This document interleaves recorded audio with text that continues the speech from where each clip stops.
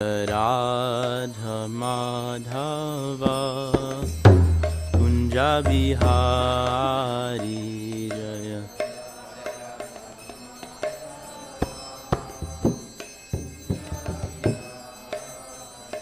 Jaya Radha Madhava Kunja Bihari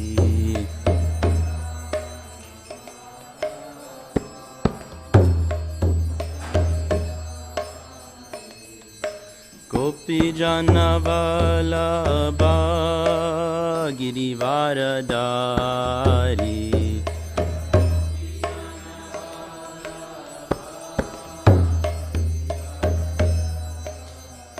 Jaya Gopi Jana Vallabha Girivaradari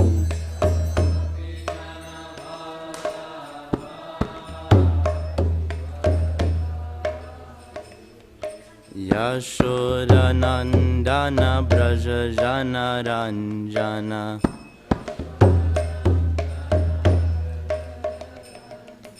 Yashoda Nandana Braja Jana Ranjana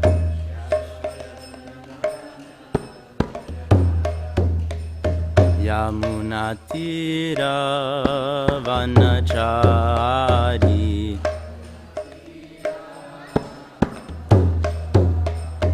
Yamuna Tira Vanachari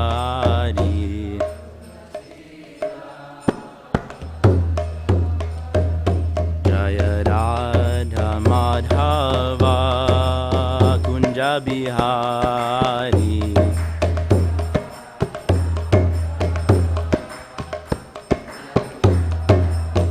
Jaya Radha Madhava Kunja Bihari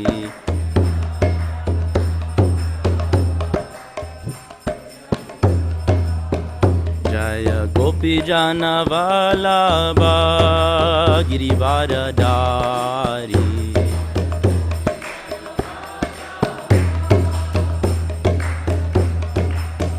Jaya Gopi Jana Vallabha Girivaradari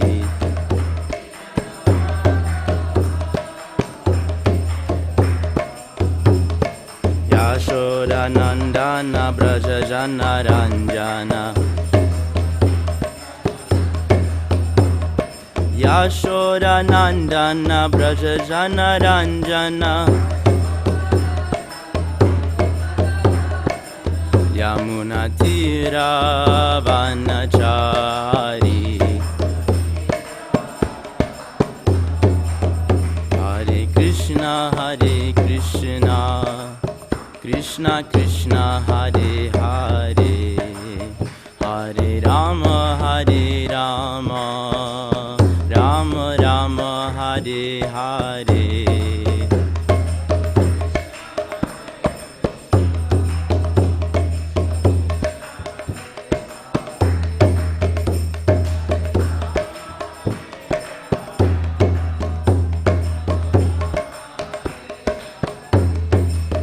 Hare Krishna Krishna Krishna Hare Hare Hare Rama Rama Rama Hare Hare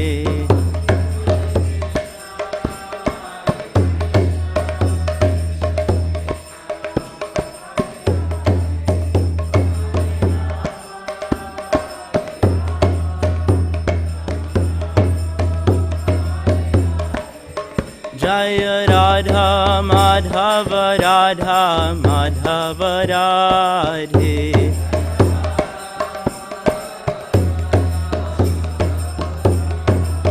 Jaya Radha Kalachanji Radha Kalachanji Shri Radhe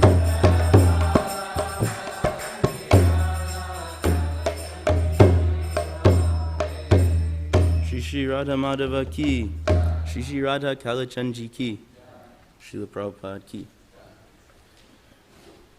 Om Namo Bhagavate Vasudevaya.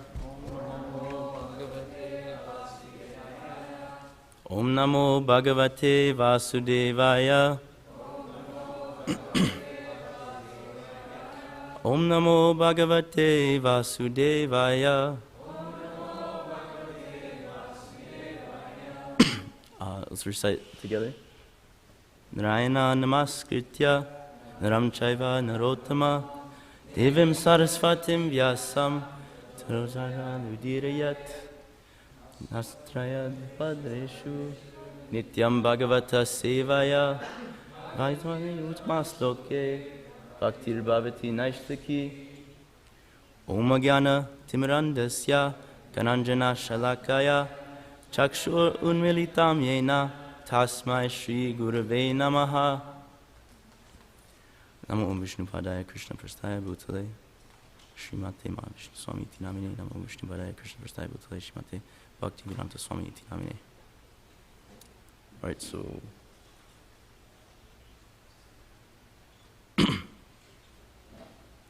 we'll be reading Srimad Bhagavatam Canto 3, Chapter 4, text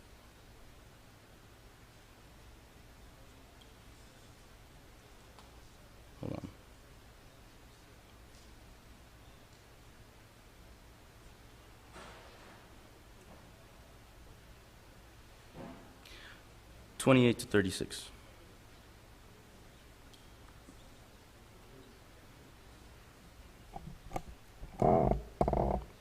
Text 28 to 36. Hare Krishna. So, text 28.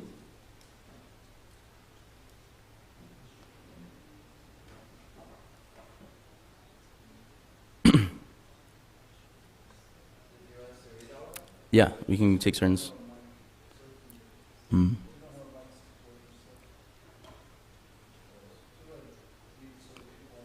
Okay. Text 28. The king inquired, at the end of the pastimes of the Lord of the three worlds, Shri. Let me pull it up on here. Sorry.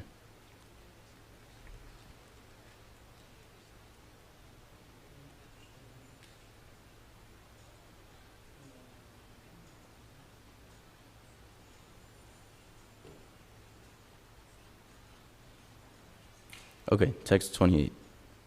The king inquired at the end of the pastimes of the Lord of the three worlds, Sri Krishna, and after the disappearance of the members of the Vrishni and Bhoja dynasties, who were the best of the great commanders, why did Uddhava alone remain? Text 29. Shukadev Goswami replied, My dear king, the cursing of the Brahmanas was only a plea, but the actual fact was the supreme desire of the Lord. He wanted to disappear from the face of the earth after dispatching his excessively numerous family members. He thought to himself as follows: Now I shall leave the vision of this mundane world, and I see that Uddhava, the foremost of my devotees, is the only one who can be directly entrusted with the knowledge about me. Uddhava is not inferior to me in any way, because he is never affected by the modes of material nature. Therefore, he may remain in this world in order to disseminate specific knowledge of the personality of Godhead. Shukadev Goswami informed the king that Uddhava, being thus instructed by the Supreme Personality of Godhead, who is the source of all Vedic knowledge and the spiritual master of the three worlds, reached the pilgrimage site of Badari Ashram and engaged himself there in trance to satisfy the Lord. Vidura also heard from Uddhava about the appearance of the disappearance of Lord Krishna, the Supersoul, in the mortal world, which is a subject matter sought after with great perseverance by the great sages. The Lord's glorious acts and his acceptance of various transcendental forms of the performance of extraordinary pastimes in the mortal world are very difficult for anyone other than his devotees to understand, and for the beasts they are simply a mental disturbance. Understanding that he was remembered by Lord Krishna while quitting this world, Vidura began to cry loudly, overwhelmed by the ecstasy of love. After passing a few days on the bank of the river Yamuna, Vidura, the self-realized soul, reached the bank of the Ganges, where the great sage Maitreya was situated. So that was text 36. Now let's go to text 31. That's the verse for today.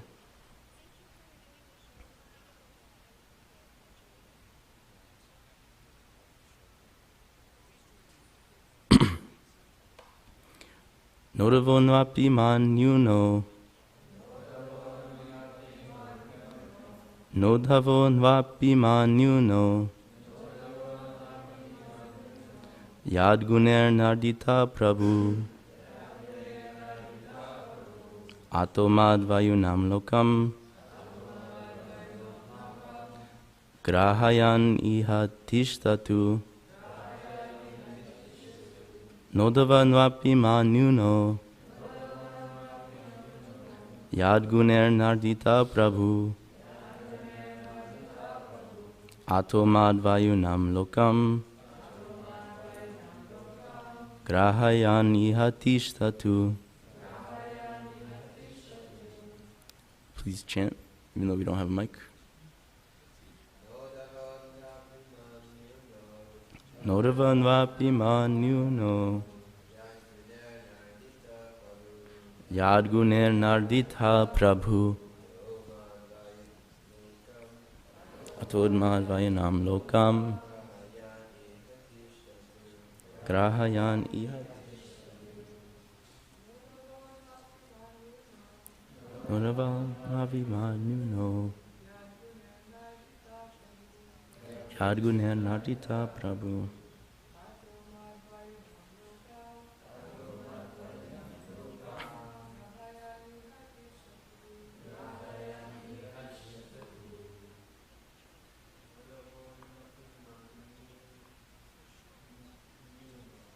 Nodavon vapi manyuno. Yad guner nardita prabhu. Atomad vayunam lokam. Grahayan iha tishtatu.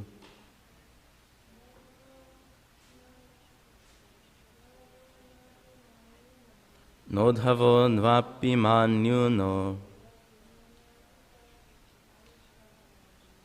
Yad guner nardita prabhu. Atomad vayunam lokam. Grahayan iha tishtatu.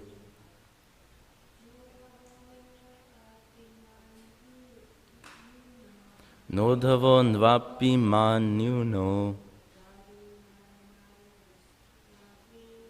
Yad guner nardita prabhu.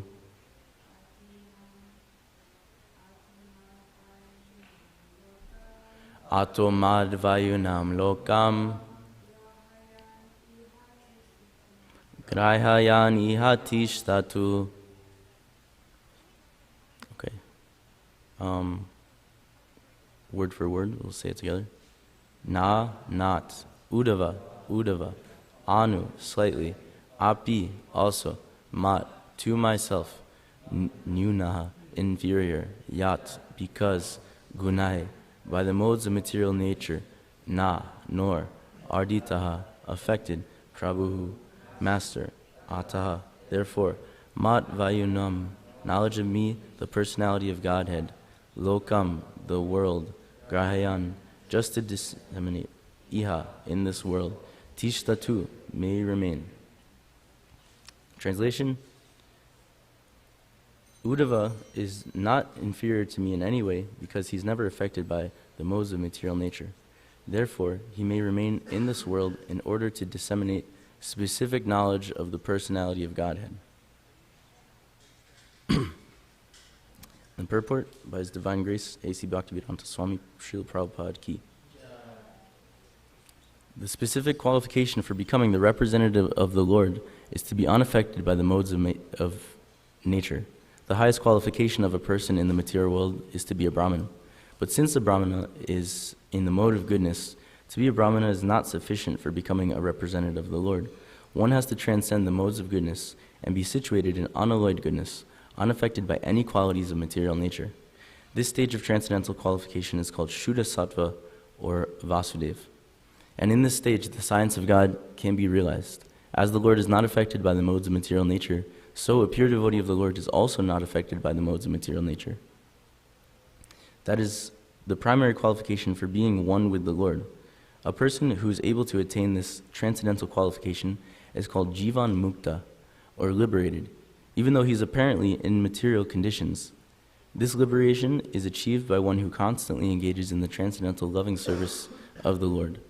In Bhakti Rasamrita Sindhu, it is stated, Iha yasya harer dasye karmana manasa griha nikalasvapya vastatsu jivan mukta sa uchyate. Anyone who by his actions, mind and words lives only for the transcendental loving service of the Lord is certainly a liberated soul, even though he may appear to be in a condition of material existence. Uddhava was in such a transcendental position, and thus when he was selected to be the factual representative of the Lord in his bodily absence from the vision of the world, such a devotee of the Lord is never affected by material strength, intelligence, or even renunciation. Such a devotee of the Lord can withstand all onslaughts of material nature, and therefore he is known as Goswami. Only such Goswamis can penetrate the mysteries of the Lord's transcendental loving relationships. Nodava nvapi manyuno yad guner nardita prabhu ato mad vayunam lokam grahayan ihatishtatu. Uddhava is not inferior to me in any way because he is never affected by the modes of material nature. Therefore, he may remain in this world in order to disseminate specific knowledge of the personality of Godhead. Om Gyanam Timarandasya Gyananjana Shalakaya Chakshura Militam Yena Tasma Shri Guru Namaha Namo Vishnu Padaya Krishna Prasaya Bhutale Shrimate Vishnu Swami Tinamini Namo Vishnu Padaya Krishna Prasaya Bhutale Shrimate Bhakti Vedanta Swami Tinamini. Hare Krishna, dear devotees, please bless me that I may speak something of importance today. Senior devotees, please forgive me for any offenses I might make. So this verse is talking about Uddhava. Specifically, this verse is talking about becoming a representative of the Lord and that representative's relationship with the modes of material nature. So Uddhava was a perfect representative of Krishna. So that means he was fully in consciousness of Krishna. This kind of seems unable to attain such a high platform. At least for me, seems very impossible to reach. But this doesn't mean that we can never be on that platform, because Srila Prabhupada set up this Krishna consciousness movement as a training method for us to rise to that platform of becoming a perfect representative of Krishna. The example given by Prabhupada is that Shri Shri Radha Kalachandji Ki, Prabhupada gives this example of an iron rod being placed in a fire, and the rod is associating with fire, and it's just by association it becomes like the fire. It develops the same qualities as the fire. So similarly, association is very powerful. So all we have to do is associate with representatives of Krishna, bona fide representatives, and then we'll develop the same qualities, just like the rod being placed in the fire. Representative means non-different, perfectly exemplifying the qualities of. Another example Prabhupada would give is that people want to approach God directly, and it's near impossible. So he gives this analogy of trying to approach the president. One wouldn't just walk into the White House and demand to see the president. You'll probably get arrested or shot down. You have to approach his representative first. So the secretary or vice president, Jai. So in order to approach the president, you need to approach his representative. So similarly, we can't approach God directly because we're too fallen, at least for me. So we need to approach his representative. There's many different representatives of God, of Krishna. In this example, Uddhava was given. So if we associate with representatives like Uddhava, then we'll automatically develop qualities like them. If we want to, this whole process is set up so that we can develop qualities like Krishna, developing qualities like Krishna's representatives is non-different from developing qualities like Krishna, because Krishna and his representatives are one of the same. We worship Guru just as we worship Krishna. Yasya prasadad bhagavat prasado. So, we need to develop qualities like Krishna, such as compassion and mercy. Representative means perfect example. So there's no deviation or watering down of the character or the version. Uddhava came to this platform or stage of perfection, and Krishna is so merciful to us that he's given us this entire formula to come to that same stage of perfection. It's all given here in Bhagavatam. So Bhagavatam is the process that we have in this age that we can just use to our advantage to come to the same platform as Uddhava and all of Krishna's representatives. So if we just follow the process, then we will get to that same platform. And this isn't any mundane process, this is a scientific process. So if we follow it, we'll slowly become purified. It's a gradual process, or it can be a very quick process. One of Srila Prabhupada's disciples asked him once, how many lifetimes will it take to attain perfection and go back to Godhead? And Prabhupada, he just like totally spit in the face of the idea of lifetimes. He said it can take just 1 minute. That's all it takes. Just 1 minute fixed on Krishna.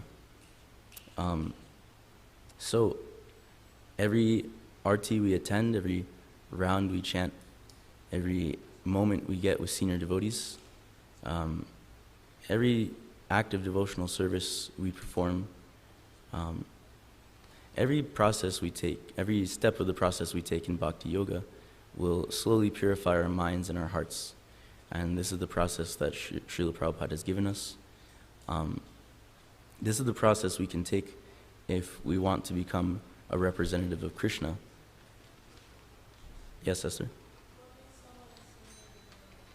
What makes someone a senior devotee?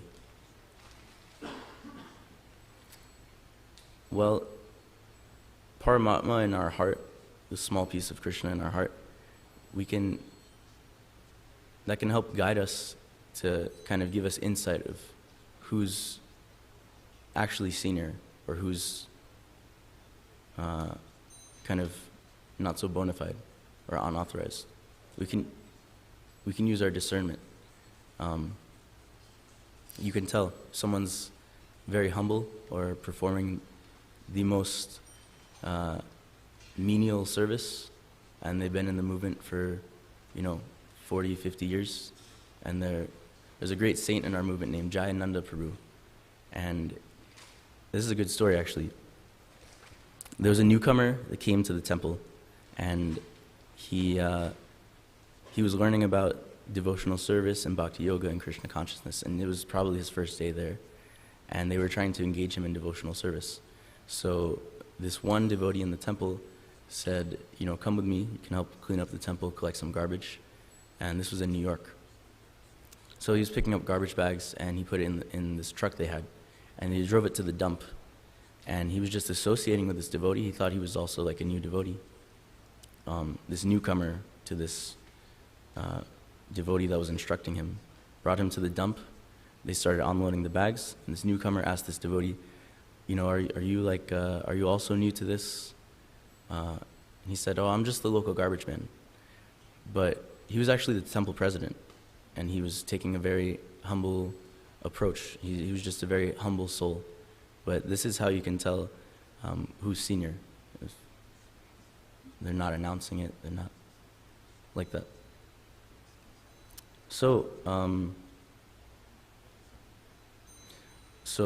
association with senior devotees, just like the rod in the fire gets the qualities of the fire. If we associate with those senior devotees, we will get the qualities of them, just like humility, mercy, compassion. And these people are these devotees, they're worth worship. There's many kinds of gurus. There's Shiksha and Diksha gurus. Diksha is a formal guru that we take shelter of, and we make vows to, lifelong promises. And then there's Shiksha gurus that we see as mentors, and we take kind of informal shelter and instruction from. Our Diksha guru, or our spiritual master, won't be on this material world forever. So Shiksha gurus, mentors, instructors are very important, because we can take shelter of them when we no longer have the physical association of our spiritual master. Our spiritual master is always associating with us through his instruction and through his teachings. But for people like me that need, like, are very, very much neophytes and need, like, physical approach, I would need someone like a Shiksha guru, an instructor, someone physically present to instruct me. So by offering service and surrendering to these people, spiritual master, guru, Shiksha, or Diksha, one is elevated to devotional service, and by performing that devotional service, one gradually becomes attached to Krishna, the Supreme Personality of Godhead. Because of this attachment to the Lord, one can understand that the Lord, when we perform devotional service, we develop attachment to Krishna. So by that attachment comes understanding. In other words, one can understand what the Lord's position is, what our position is, and what our relationship is with Krishna. All this can be understood by the simple method of bhakti yoga. As soon as one is situated in the platform of bhakti yoga, then all of one's suffering and material bondage is destroyed. And like I said before, this process can either take lifetimes or 1 minute. It depends on your sincerity and your ability to surrender. Our spiritual consciousness actually depends on our self-perception as a servant. So the more we fall into the mood of a servant, then the more we can become spiritually realized. It's said one should not become guru if he doesn't take on that responsibility as a service, rather than a position or a title or for fame. Even Krishna came to this world as a servant, as Chaitanya Mahaprabhu. He came as the form of a servant to try to understand or feel the mood of bhakti and the bliss one experiences when performing devotional service. So if we take the position of a servant, then we can come to that platform of the representative of the Lord. There's a verse in Chaitanya Charitamrita. It says, Amara agaya guru hana tara e desha, yare deka tare kaha Krishna upadesha. And the translation is, instruct everyone to follow the orders of Lord Sri Krishna as they are given in Bhagavad Gita and Srimad Bhagavatam. In this way, become a spiritual master and try to liberate everyone in this land.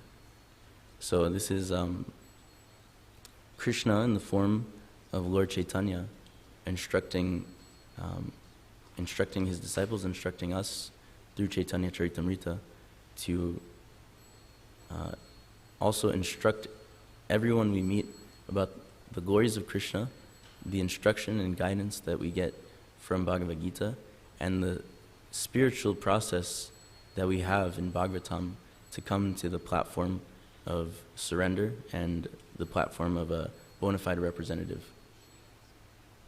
And in this way, if we follow that process and spread Krishna's name and kind of tell others about this spiritual process, then that person becomes guru. But first you have to get yourself to the platform of representative. Also in Bhagavad Gita it says, so this verse talks a lot about the modes of material nature. It says, Uddhava is not inferior to me in any way because he is never affected by the modes of material nature. So in this material world, we're bound by these modes of material nature. There's 3 modes of material nature: ignorance, passion, and goodness. And they're called Raja, Tamas, and Sattva. So Slowly we rise through these modes, but we're always bouncing back and forth through all three of them. The mode of material nature that is most inclined towards spiritual life is the mode of goodness. You can look at animals in nature and see kind of their modes. So cows are very peaceful, they're very calm and docile, and they're considered to be in the mode of goodness. This great guru in our movement, his name is Vaisheshika Prabhu. I was with him in Vrindavan, and he would give this example of the modes of material nature being exemplified in nature and with animals. Cows, there's many cows in Vrindavan. They're just roaming the streets. Often people get a cow as a gift to their family, and the family kind of can't really take care of it, so they just set it free through the streets, and the cows are just wandering the streets. And there's many projects set up by ISKCON to kind of protect these cows, because they'll eat garbage in the streets or get hit by cars. But the point I'm trying to make is that these cows, they'll kind of run into each other and try to take each other's food or something, and they'll bump each other with their horns. But they're so peaceful that one cow could bump another cow with his horn and smack him in the face, basically. And the cow would be totally like unbothered, totally peaceful, and just stay there. Maybe he'll like move a little, but he won't get so disturbed. And also in Vrindavan, there's many monkeys that kind of roam around and cause trouble and mayhem. And Vaisheshika Prabhu gives the example that these cows are in the mode of goodness, but the monkeys, you even look at them the wrong way, and they'll totally freak out or attack you. So they're considered to be in the mode of passion, some in ignorance, but definitely passion. They're very passionate and ready to fight. But these cows are just totally peaceful. And there's other examples we can use, but the point is the mode of goodness is the most conducive for spiritual life. So the mode of passion and ignorance are very low platforms. The mode of ignorance is the lowest platform. So if someone is very depressed, he's in the mode of ignorance. If someone has a lot of mental turmoil, then they'll be very bogged down with the miseries of life, and they'll stay at a very low vibration. And they can rise out of this mode through coming up the modes. So the mode of ignorance can be, you can come out of it by rising to the mode of passion. If someone's very depressed and sleeping all day, not bathing, not having very clean hygienic principles, this is the mode of ignorance. And ghosts and demons are attracted to this. A person like this, they'll have lots of entities, negative entities being attracted to them. To rise out of this, though, some would say you can take to the mode of passion, start, exercising, doing yoga, cleaning. These things can rise to the mode of passion, but it's still very fiery and very chaotic. It's a little above the mode of ignorance, but you're still not all there. You're not so centered. So after you get to the mode of passion, then you can rise to the mode of goodness. Once, let's say you're you have friends coming over, and you kind of panic clean your house. This is like the mode of passion. You're frantically trying to get everything done and everything cleaned, and you shove all your clothes in your closet or something, and it looks clean, but it's not so clean, So this is the mode of passion. The mode of goodness would be taking every single piece of clothing, folding it nicely, putting it away nicely. So this we can understand the different modes. So there's a really nice Bhagavad Gita verse I wanted to share. It goes, Daivi yesha guna mayi mama maya durate yaya mam eva ye prapadyante mayam etam tarantite. This divine energy of mine, consisting of the three modes of material nature, is difficult to overcome, but those who have surrendered unto me can easily cross behind it. As long as one is in the material world, he has to be under the influence of the modes of material nature, ignorance, passion, and goodness. So Krishna is saying here that this divine energy of mine consist of these three modes. This material nature, it's all his energy, and they consist of the three modes, ignorance, passion, and goodness. And they're very difficult to overcome. Like I was saying, one can get really bogged down with the mode of ignorance. It's very easy to get stuck in that mode because it's kind of like it doesn't take much effort. It takes effort to be in the mode of goodness, to stay clean, to chant your rounds, to read Bhagavatam, to clean your room, to stay healthy. All these things take much effort, and Krishna sees this effort. If you're staying clean and taking care of your body, this is actually a service. These are not our bodies. We always say these bodies, we're not these bodies, but who do these bodies belong to? They belong to Krishna. So taking care of these bodies is a good service to Krishna, so that we can go out on Sankirtan and do our service. So things like taking care of these bodies and staying clean, and this is in the mode of goodness. And it takes effort, much effort. At least for me, chanting my rounds takes a lot of effort. So these things can help us elevate our consciousness to the higher modes of material nature. There's another Bhagavad Gita verse that says, sometimes the mode of goodness becomes prominent, defeating the modes of passion and ignorance. O son of Bharat, sometimes the mode of passion defeats goodness and ignorance, and at other times ignorance defeats goodness and passion. In this way, there's always competition for supremacy. So in this verse, Krishna is saying that these modes of material nature are constantly competing with each other to try and bewilder our minds the most, to try and compete for supremacy, it says. Goodness, we might be in that mode one day, and then the next day we might be in the mode of ignorance. It's constantly changing. It's never the same. And the goal isn't even goodness, even though goodness, the mode of goodness is the most conducive for our personal spiritual life, our sadhana. This isn't even the goal. The goal is to transcend these three modes, because these three modes are on the material platform. We go out on a lot of book distribution here. When I was in New York, I was doing a lot of books, and I would meet a lot of people and preach to them. And a lot of people I would meet in New York, especially, a lot of young people are very into spiritual life. And they're very into certain practices or substances, and they think,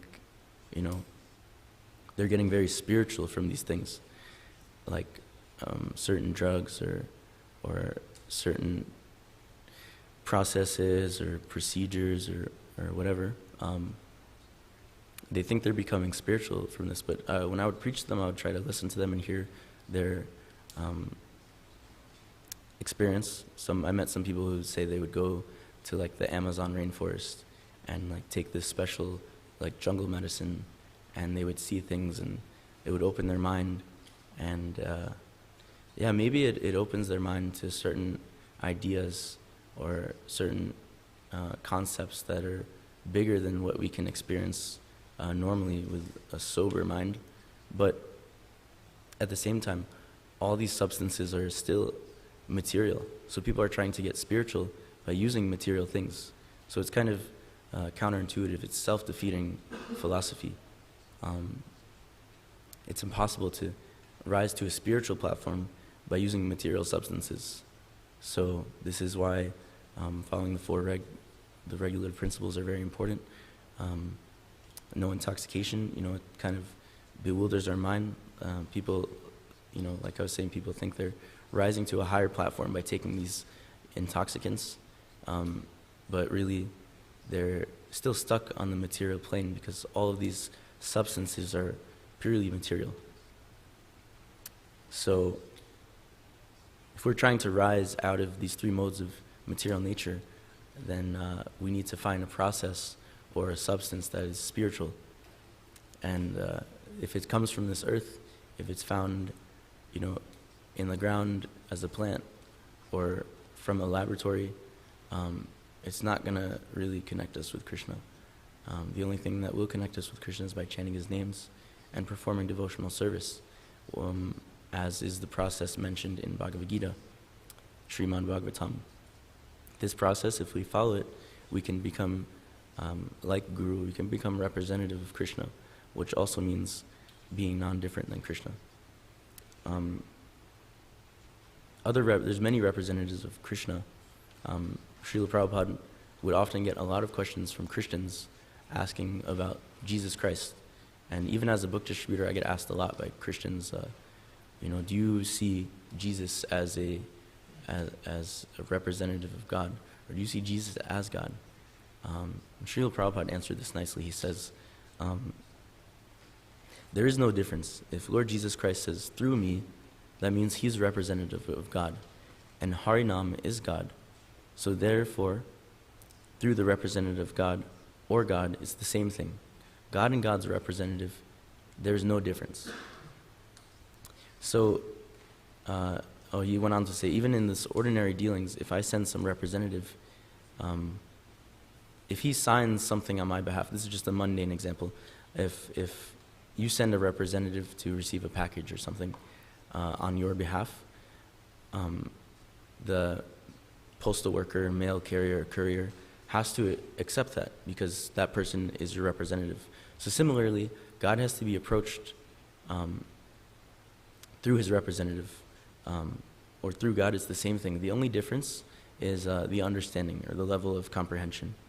So one must accept the pure devotee, the representative of God, as one's guru, and then offer him all the same respects that one would offer the Supreme Personality of God.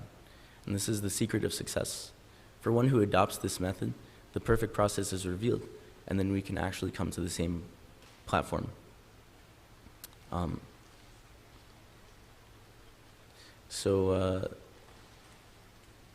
There's this quote Srila Prabhupada used, "Unto the great souls who have implicit faith in both the Lord and the spiritual master, all the imports of Vedic knowledge are automatically revealed. One must accept the pure devotee, the representative of God, as one's guru, and then offer him all the respects one would offer the Supreme Personality of Godhead. This is for one who accepts this method, the perfect process is revealed."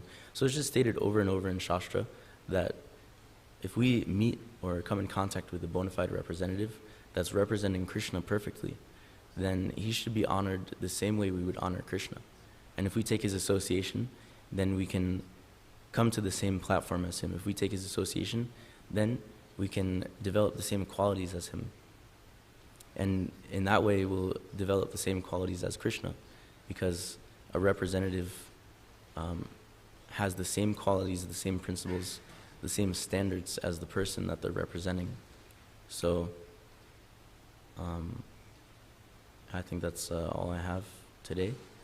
But to wrap things up, I'll just say that I'll reiterate that this whole process Srila Prabhupada gave us is clearly stated in Bhagavatam. We can come to the stage of pure devotional service and the high stage of perfection by following this process he gave. And like Prabhupada said, it can take many lifetimes or 1 minute. It all depends on our sincerity and our devotion. So Uddhava was a bona fide perfect representative of Krishna, and he was beyond the 3 modes of material nature. In the verse, he's never affected by the modes of material nature. So therefore, he may remain in this world to disseminate specific knowledge of the personality of Godhead. Are any questions, chastisements? Just to do my proof. So it's saying that because he's never affected by the modes of material nature, he may remain to disseminate specific knowledge of Krishna. So I'm wondering how this kind of applies to us. Now, I know I'm not free from material modes of nature, but so we're also instructed to disseminate this knowledge. So what can we do about this situation? We're not free yet, but still we've been told to disseminate. Well, slowly we can purify ourselves and slowly rise above. Like I said before, everything we do in our spiritual life, in our sadhana, every round we chant or every like Mangal Arti that we make it for on time will slowly help us rise above this. And yeah. I was actually thinking about the same thing, and I was thinking that, the pure devotee of the Lord, he doesn't care where he's at. He doesn't care if he's in hell, or if he's in heaven, or if he's in spiritual, he's always preaching, always speaking about Krishna. However, Srila Prabhupada encouraged us not to think like that, in the sense of that we should try to go back home, get back home. Don't treat this last night life, get back there. So it's kind of those two conflicting ideas, but from our spiritual master, Srila Prabhupada, let's go back home, let's go, and then we get to a platform where the modes of material nature are no longer affecting us, and we can talk. We make some adjustments after that. Yeah, it's kind of conflicting because in certain shastra it tells us, if we're able to control the senses, the urges of the mind, belly, and genitals, then we're able to make disciples all over the world. One is granted the position of guru if we're able to do that. And even in the purport here, if you scroll down to the last sentence, it says, such a devotee of the Lord can withstand all onslaughts of material nature, and therefore he is known as Goswami. Only such Goswamis can penetrate the mysteries of the Lord's transcendental loving relationships. So Goswami means controller of the senses. You've completely controlled all your senses. So if you're able to control all your senses, then you're able to become guru. So just my thoughts on this verse is he's saying the second sentence, therefore he may remain in this world in order to disseminate specific knowledge. But Prabhupada was saying the goal is to go back to Godhead. But it's also said in Shastra that the guru must remain in the material world until all his disciples are liberated. So if everyone's supposed to become guru, and everyone's supposed to go back to Godhead at the same time, it's kind of tough to... And those are just my thoughts. Any questions?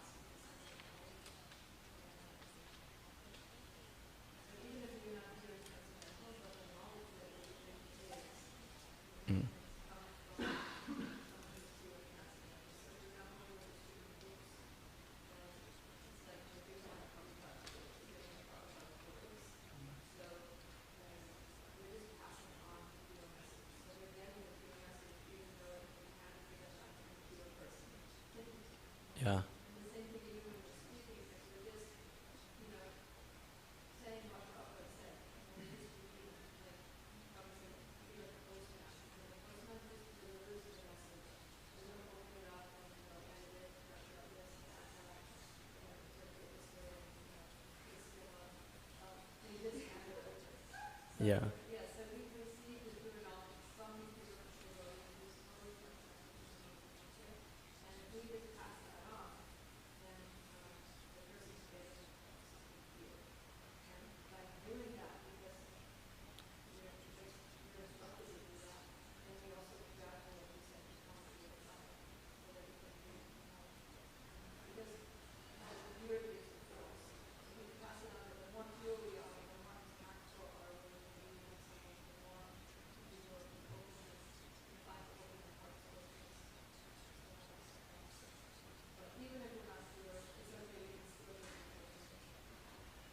Yeah.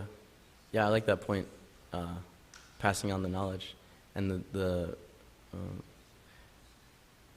jnana or knowledge that is being passed down is completely pure. Just like at the time of initiation, the guru gives us his mercy. So although we may not be qualified to rise to the platform beyond the modes of material nature, we may not be qualified to, even seek out spiritual life. The guru gives us his mercy. So at the time of initiation, he he even passes down the mantra, the Maha Mantra. It's Harinam initiation. So he'll pass down this mantra, and it's pure spiritual sound vibration. So whatever anarthas or uncleanliness we have in our consciousness or hearts, the mantra is pure, and the knowledge we get in Srila Prabhupada's books is pure. So it's a great point. Yes, Janaki?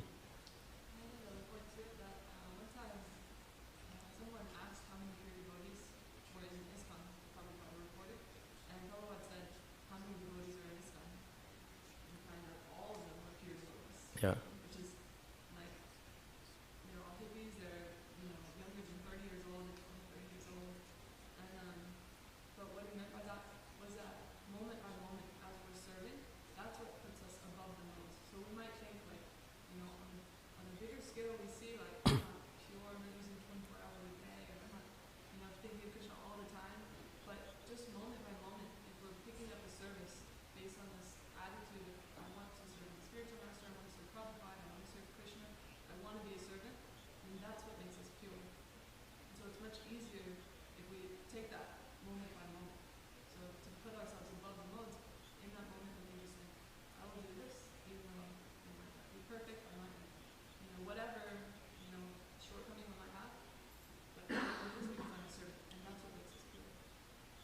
Yeah, that's a good point.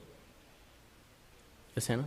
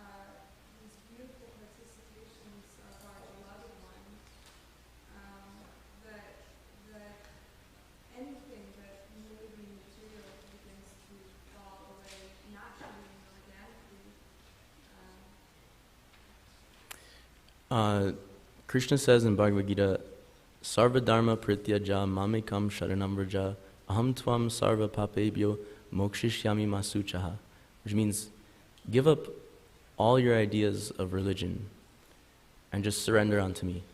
So, with all respect to different tribes or cultures, they have their own philosophies and ideas about religion and what is the process to come to spiritual realization. But Krishna is saying you should just give up all these ideas that you have and just surrender unto Him. So maybe some medicine that's given in some jungle tribe can help someone come to a higher mode of material nature. But ultimately, it's not recommended in the Vedas. It's not Krishna, the Supreme Personality of Godhead, is not recommending taking any of this. And ultimately, it's our job as servants of Krishna, servants of Sri Chaitanya Mahaprabhu, to kind of spread the holy names to every town and village of the world. So they don't have the understanding that they need to give these things up and they need to surrender to Krishna. So it's our duty, our responsibility to spread Srila Prabhupada's books to every single jungle hut and town and village, so they can come to this spiritual understanding and become a representative of Krishna, just like Uddhava.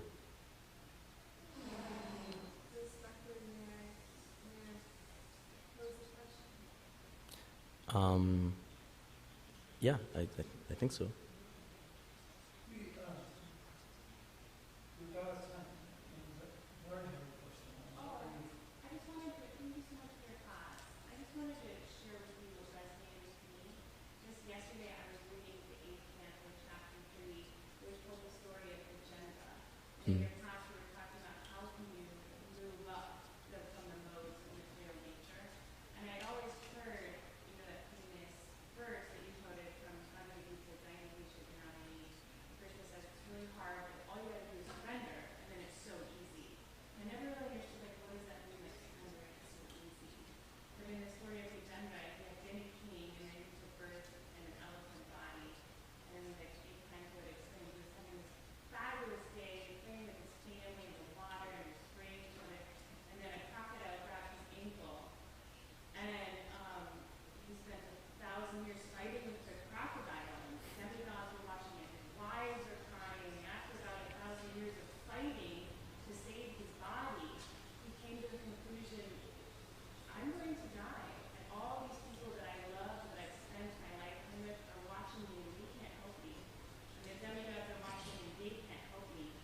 And he remembers the prayer of his past life, honoring Lord Vishnu, chants that mantra, just saying, just glorifying God and how wonderful God is and just the cause of all causes and not know why I'm in this situation. I don't know why I'm here, but I know that I live to be here and I know God is so great.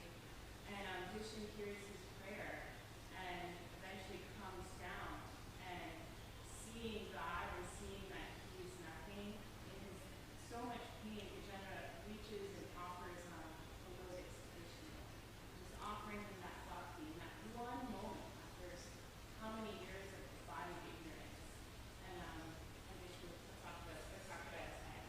And so I just thought that was just an example of that one moment of realization where Vijayana fully got it, that I'm nothing, I'm not this body, you're the only God, and he transcended.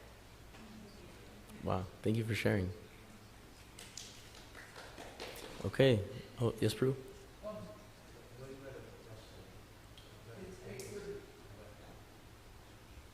What's that? Go. You sure? If it's small, it's okay, Prue.